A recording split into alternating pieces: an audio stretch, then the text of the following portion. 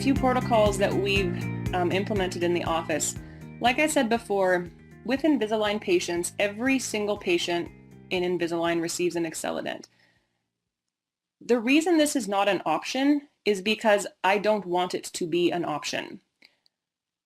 My Invisalign works out so much better and so much faster with an AcceleDent that I find it too frustrating at this point to do it without using an AcceleDent. So it is explained at the beginning that this is part of treatment, that this is a piece of technology that I think is important and that they need to use it for us to get the best possible results. Now, what we're doing at the moment is anyone under the age of 25 will automatically be on a 5-day switch with their aligners. Anyone over 25 will begin by switching every 7 days, so once a week, until that very first adjust appointment when they come back to see me. And then there's a series of questions I will ask them to determine if we can go down to 5-day switches. And I would say a lot of the time we can. What I generally ask is, do they find that at a certain point in that week with each aligner, do they feel that the aligners are excessively loose, or that all pressure is gone, or that they feel they could switch sooner than the 7 days? Almost everyone says they think they can.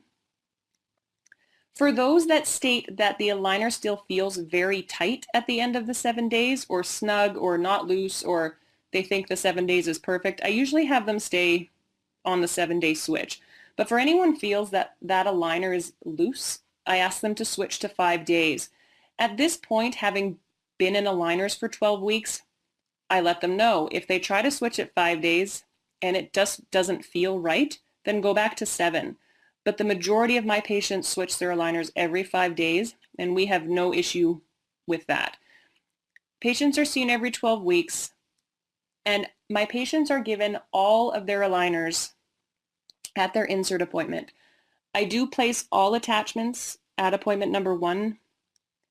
I generally do any IPR that I need to at aligner number 1. However, my protocol for IPR is generally to do it before a refinement, not in the initial set of aligners, so that doesn't happen often in the office.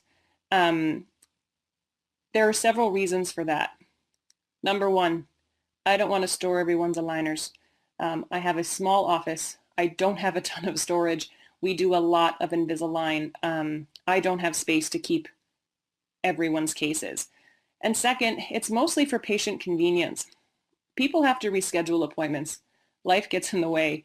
And if they're switching their aligners every 5 to 7 days and they have to move their appointment by 1 or 2 or 3 weeks, I want them to be able to continue on in treatment and not have to pause because they have to come back to see me to get more aligners. So we've decided that giving them all of their aligners at the outset is going to be the easiest way for us to continue on. When they come for a regular appointment, I simply ask them to bring whatever aligner they're currently wearing with them, which is what they should be doing anyway, because if they don't have it with them, they're obviously not wearing them. And that works really, really well for us. There are a huge number of advantages here. Comfort is always at the top of the list for me. I like it better when my patients are comfortable. My patients like it better when they are comfortable. And that is probably the number one reason that I use it. Things track better in Invisalign. That's huge for me as well. And I find I'm doing far fewer refinements and mid-course corrections at this point, which makes everyone happy. So technically, I don't think every case finishes 50% faster, but there are definitely a solid number that do, and many that are very close to that number. I find that most of my difficult movements are happening more reliably. That's important to me.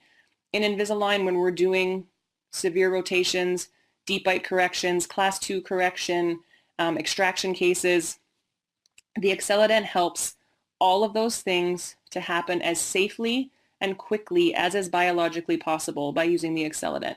And that is how I explain it to my patients. We talk about biology and we talk about safety and comfort. And those things all together make it worthwhile to me for every single individual to get an AcceleDent unit. Now, of course, that means it's built into my fees. We do not separate out records in my office. We do not separate out AcceleDent, and my fees for Invisalign or full fixed are the same. That's just practice management the way that I want to do it, and I'm not suggesting anyone else has to do it that way, but that's what works well for me. And in 2015, so from January to December of this year, I did not increase my fees from 2014.